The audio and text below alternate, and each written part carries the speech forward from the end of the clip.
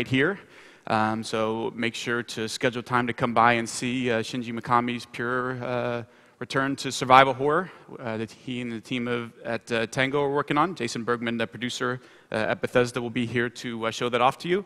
Then we will be following that up with the first ever live gameplay of The Elder Scrolls Online. That'll actually be 4 folks that'll be playing in that. Paul Sage, the creative director at ZeniMax Online, will be walking you through about 40 minutes of The Elder Scrolls Online. So if you liked Skyrim, or if you have heard of Skyrim and you would like more of that, but with other people, then you want to be here tomorrow at 12:30 for that. Followed up with a gameplay demo of Wolfenstein: The New Order. Jens Mathias, the creative director. I always say Jens' name wrong. I'm just going to stick with Jens. Jens will be here along with Andreas showing you live gameplay demo of Wolfenstein, so you definitely do not want to miss that and their sort of reboot, refresh of Wolfenstein. Then Friday at 3:30, Game Trailers folks will be in here doing a bonus round with Jeff Keighley.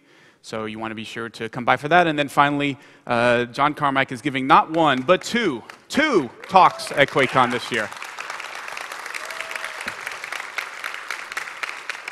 And we should give out a raffle ticket to anybody who is able to sit through both talks and understand even 50% of what that man is talking about. Because that guy is operating on a different level than the rest of us.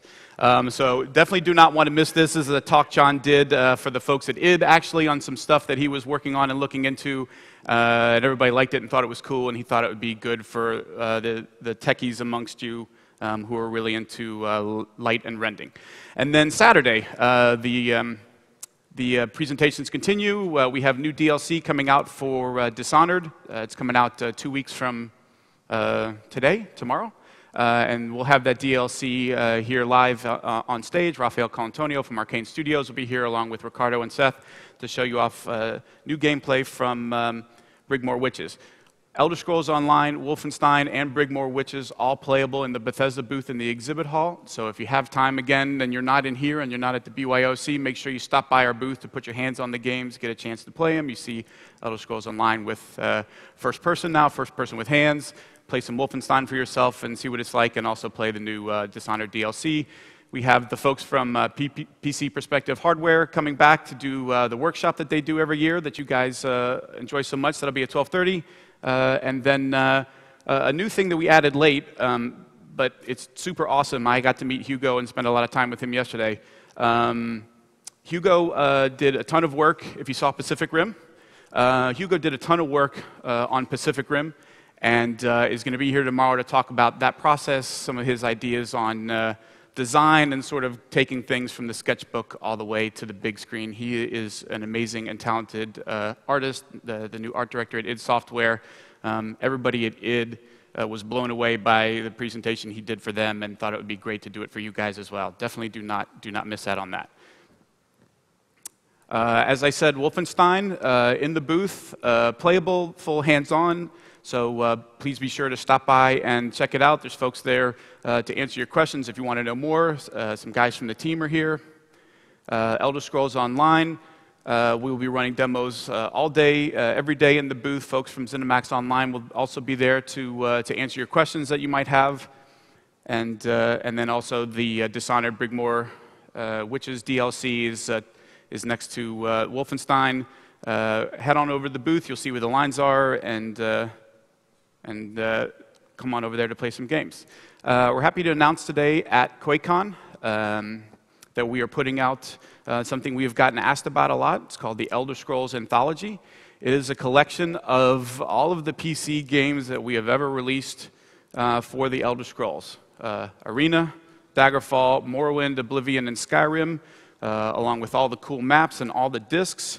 We packaged it up in this really cool exclusive thing. So if you're an Elder Scrolls fan, if you're a collector of cool stuff, if you've ever wanted to have all of the games together, this is your chance. It'll be out September 10th, only for the PC, because PC gaming rules. The folks at Treehouse have been putting out some great swag for us since we put up the store a few months ago.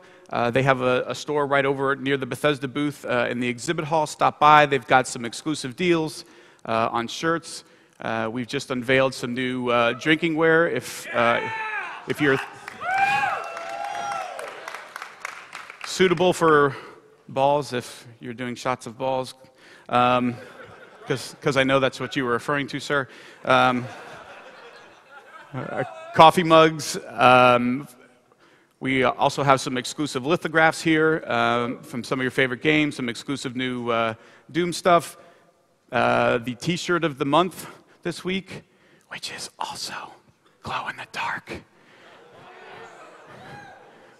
So this is our Vault Boy shirt of the month, and it is available for 1 week, and then once it goes away for good. So be sure to stop by and pick up your Vault Boy T-shirt of the month. We unveiled a new statue that we're doing, a Skyrim statue. The Dragonborn one was stupid popular with folks, and we got a lot of requests for different ones. This is the Dragon Priest one that we just announced today. So if you are a Dragon Priest when you play Skyrim and want a representation of yourself, stop by and order one of those up. And then finally, these have not been around for a long time, and I know Tim Willits is super excited. This is actually Tim's personal collection of all the Doom figurines, but we are bringing these back, these very cool pewter figurines of all the different demons from Doom, and these are going to be on sale as well. Reminder that in your pre-reg packs, that all of you that pre-regged should have a $10 off coupon. So if you just threw that on the ground when you walked in the BYOC and paid it no mind, go pick it back up and look inside. There's a $10 off coupon for anything you buy in the store. In addition, as while supplies last, we are giving away for anybody who places an order a Skyrim Legendary Edition strategy guide. So if you want a free Legendary Edition strategy guide, all you got to do is go buy something over at the Bethesda store before they run out. That's it for me. Looking forward to seeing all of you guys in the gameplay demos. Looking forward to seeing you over at the booth, checking out the games, and make sure you stop by to pick up some cool merch. I will turn it back to Mr. Willits. Tim?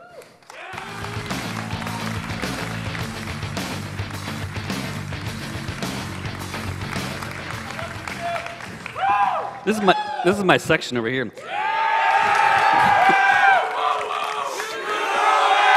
So every year, as you know, we have incredible sales through our partners on Steam. We actually have GameStop and GameFly have also chipped in to match these sales. So anywhere you buy your games, you'll be able to get some of these sales. So each day we have different sales, and then of course throughout the week we have week-long sales. So let's talk about today. It's the id Software Day. Our entire collection, everything id Software has done, everything that we've put up on Steam is 75% off. Yeah, we'll get a little applause for that. It's not so bad. Yeah. Yes. No, I just put the big ones up there, but you know, if you don't happen to have some Quake 2 mission packs and you need to pick them up, they're 75% off as well. So tomorrow we have Fallout Day. Just like the id sale, everything is 75% off. You can get everything Fallout, including every DLC, for $10. That is amazing. Yes, they never end. Saturday is the Elder Scrolls Day. So we have great sales on everything. So now, I'm going to tell you guys a bit of a secret. So don't tell anyone that I told you this, because I don't know that it's public information yet. Skyrim Legendary Edition in Skyrim the game. PC Gamer, you know, every few years they release the top 100 PC games of all time. They move the list around. This year, id Software and Bethesda have 7 titles on that list, and the #1 game on that list is Skyrim. Give an applause for that. Yes. So you can pick up the Legendary Edition, which has all the DLCs, for $35.99. That is really a great deal. And then Sunday is Dishonored Day. What's really great about this is, look at the Void Walker's Arsenal is $1.36.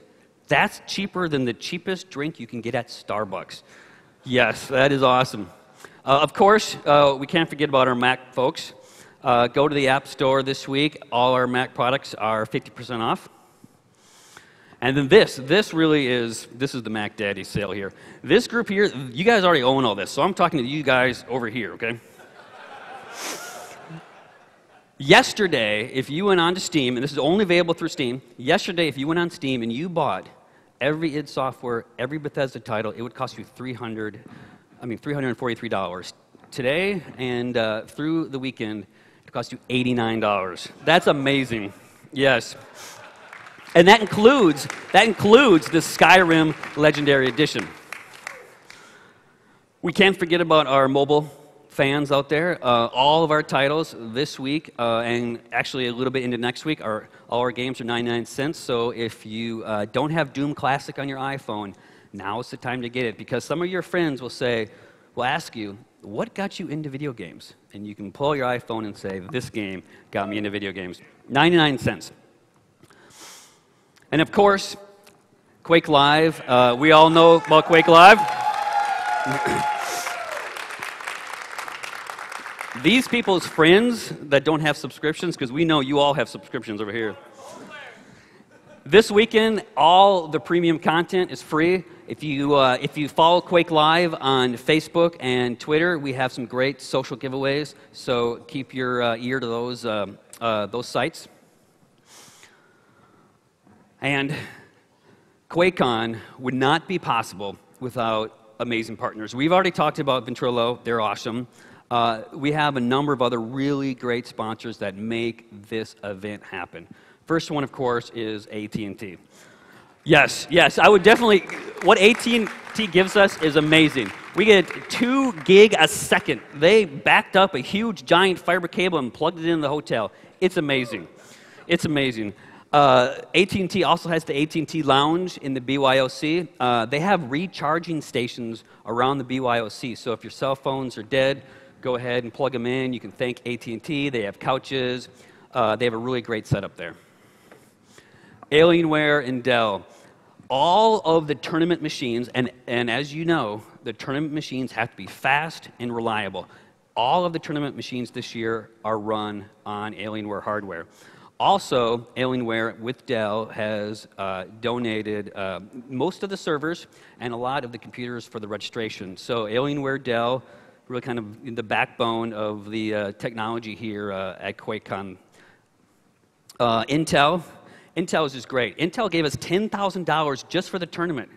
And they've given us just a ton of great swag. So again, if you volunteer, you have a chance of winning some great CPUs. And of course, you can win some great video cards from Nvidia. Now, Nvidia, always a great sponsor. This year, they've done something really unique and really special. They have a video card loaner program. So there's the main Nvidia booth in the exhibit hall. But if you go into the BYOC and you go back by the information desk, there's another Nvidia booth.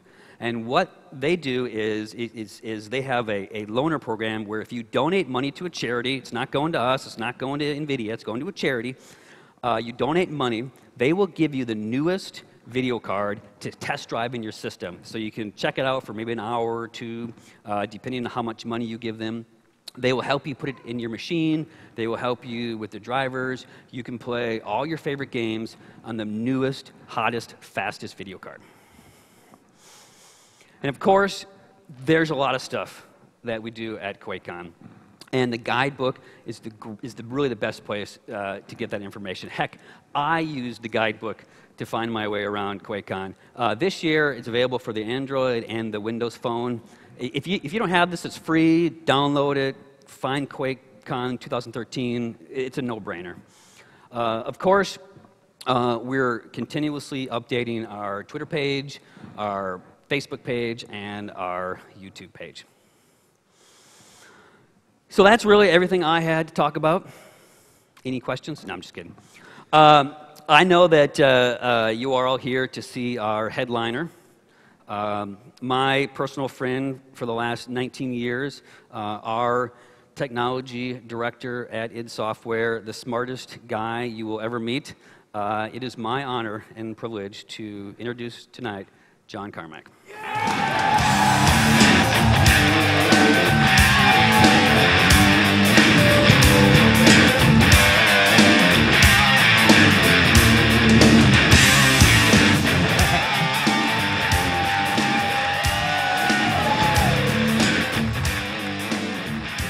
Hi, everyone. So I know last year I wound up talking for 3.5 hours and overrunning some of the tournament broadcasts, so we're going to, the idea was to attempt to shorten it down a little bit, but when I went and took notes for myself about all the things that I wanted to talk about, there was like 300 lines, so we'll see what happens. Tim will probably cut me off if I wind up running too long. So there's an amazing amount of exciting things going on in technology now that affect gaming and the larger ecosystems that we work in. And a lot of it's just fascinating in so many ways. But the thing this year that's sort of the elephant in the room that we can't go without talking about is the console cycle, where we went a lot of years with the same console platform, and it was good for developers and console players. But it was, if anything, getting a little bit stale considering how long it had lasted relative to previous generations. And now we have the heavy hitters with Microsoft and Sony coming out. Now, obviously, I'm still under NDA, and I can't talk about really juicy technical details, but there's enough out in the public record that there can be some discussion about it. And it's interesting, it's almost amazing how close they are in capabilities, how common they are, and that the capabilities that they give are essentially the same. We can talk about differences in memory architectures, but the bottom line being that they're a multi-core AMD processor with AMD graphics it's almost weird how close they are, where I'd love to know the backroom stories between the different companies about who knew what when, about how close they were coming together, whether they converged intentionally or if they were just surprised that they wound up having almost identical specs. So in the near term, it's clearly going to be a good thing for developers, gamers, an excellent thing for AMD.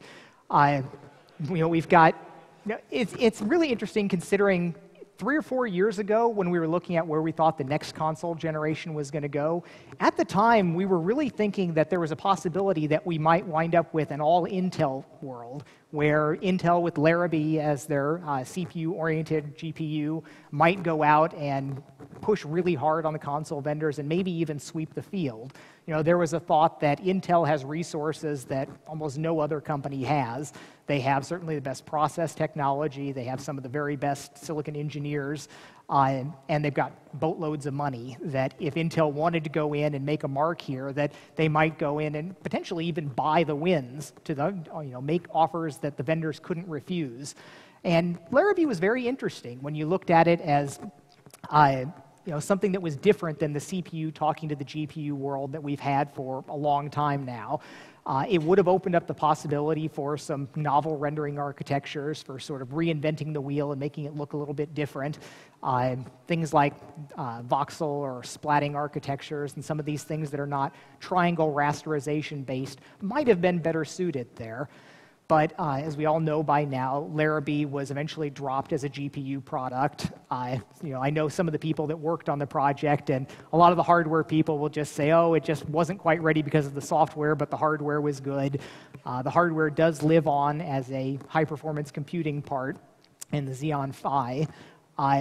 But still, that thought that several years ago we thought it might all go this way, and it went almost diametrically opposite direction. We could have wound up with still a fragmented world like we've had for every console generation, where different vendors have different architectures and approaches, and developers are forced to choose the common subset between what the different platforms can do, which always leads to less optimal development, unless you're a sole platform, single platform game on a console where you can really optimize for that. You're always making compromises. And on the PC, you're always making compromises across the breadth of your installed base. But now we did wind up with something that looks like, it's again a PC-based architecture. AMD they've traditionally lagged Intel in raw performance on the CPU side, but having a lot of cores here, having it something that's going to be prevalent on the consoles means that developers will favor that as an optimization, and that will give AMD a little bit of a boost relative to Intel, clock for clock probably. I mean, you'll optimize the code specifically for one microarchitecture, and that will probably become somewhat prevalent on the PC. Intel still has a significant enough performance lead that I don't think they'll outstrip them in raw performance, but it'll help close the gap and makes it useful when you're comparing price performance and some of the other things there. So in the near term, it's clearly a good thing for gaming. In the longer term, we can maybe worry a little bit about whether a monoculture in the ecosystem there is really a good thing.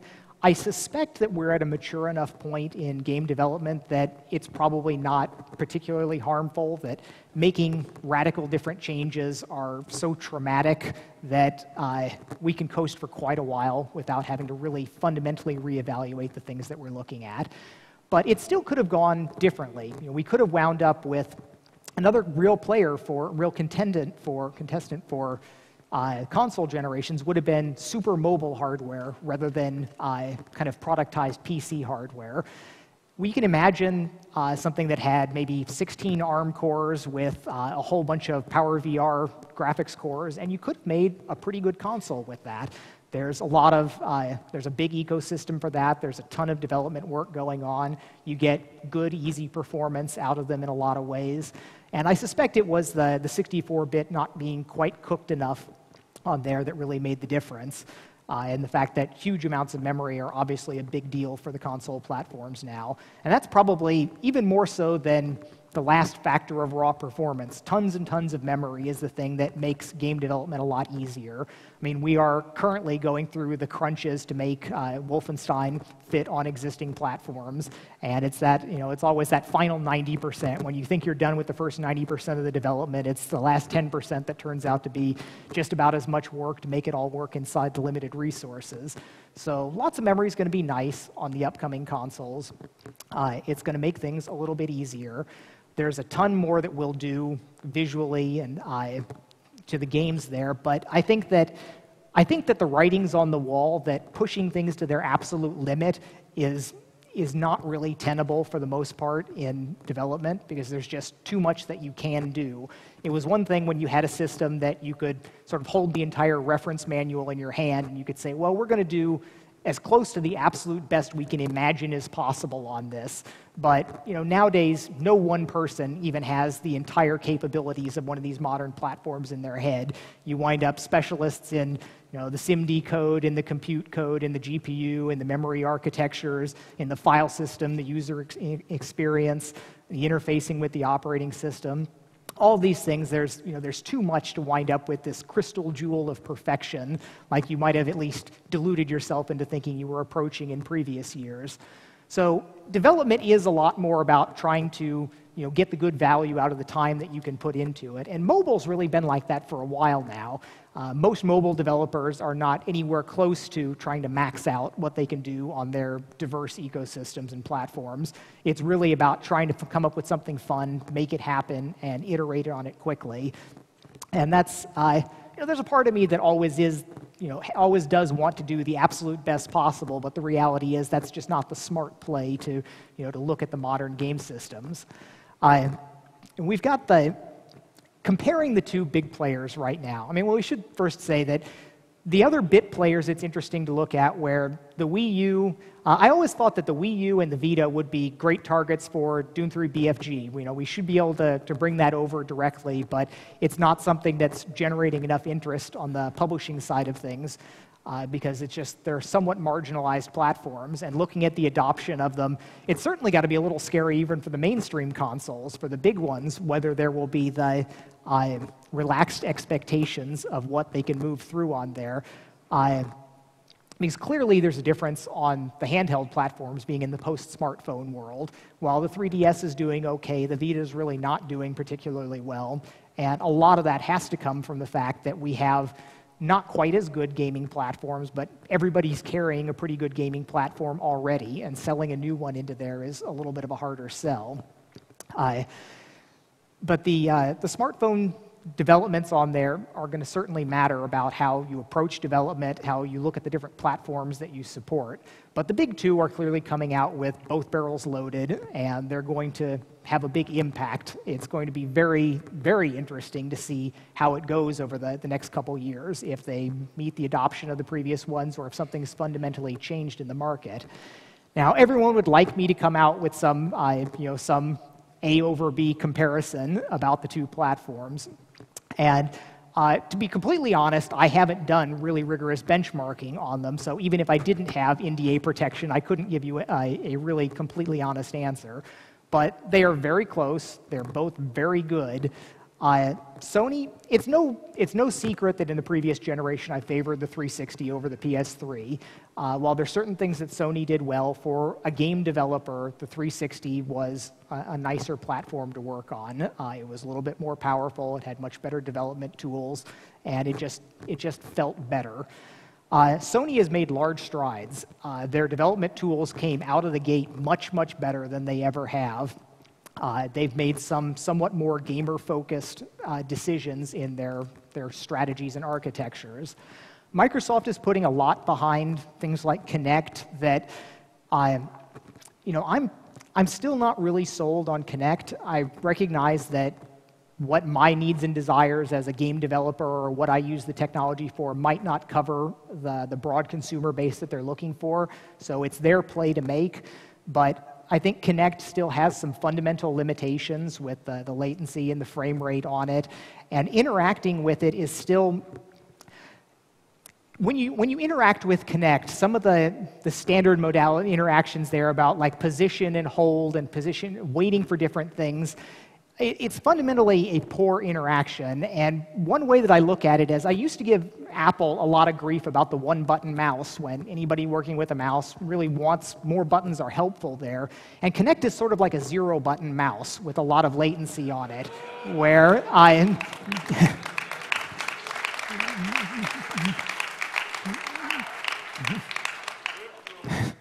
where you move around and you select something, but because you can't like snap your finger at it and make something happen, you have to like wait for a time period or have some other trigger section there.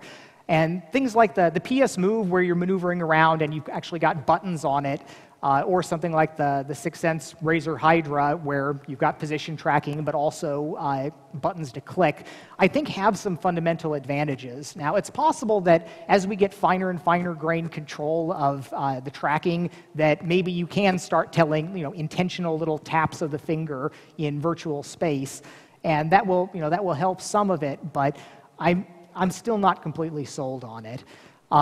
The other thing with Kinnect is that relative to touch, which has been a revolution in user interface, and it's absolutely amazing to watch a 2-year-old play with an iPad and just have things moving around, and that was clearly such a huge win, where that is a big, big positive to user-computer interactions, because you're directly manipulating things.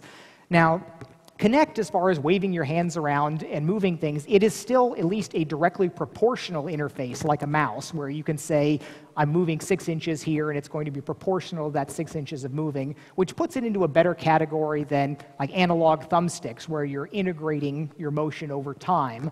But you're not directly manipulating things, because you're moving your hand here, but you're watching the screen over there to see what's happening. Now, it's possible that you could have if you had a viewer-relative game, if you weren't using Kinnect as sort of your social party game where multiple people are playing it at the same time, but you were looking at a screen and you tracked where the viewer's eye was and you knew where their hand was in perspective space, you could then sort of do, okay, I'm touching that, I'm moving that over there. You would still have all the latency issues to deal with there, but it would be a much more direct interface. And things like body tracking like that will have more benefit when you've got things like a virtual reality system where you can see your rendered virtual hand interacting with rendered virtual things. So it's a technology that absolutely has a future, and Microsoft is pushing it hard. They've done a lot of excellent research with it, but I'm still not completely convinced that that's the cornerstone of the next gaming platform. But they're still doing all of the other things that they've done well right. So they are a solid force to be contended with no matter what. But it's anyone's game as far as I can tell right now, and that's exciting. I think that we're always healthiest with at least a strong duopoly, if not a full three vendors fighting it out.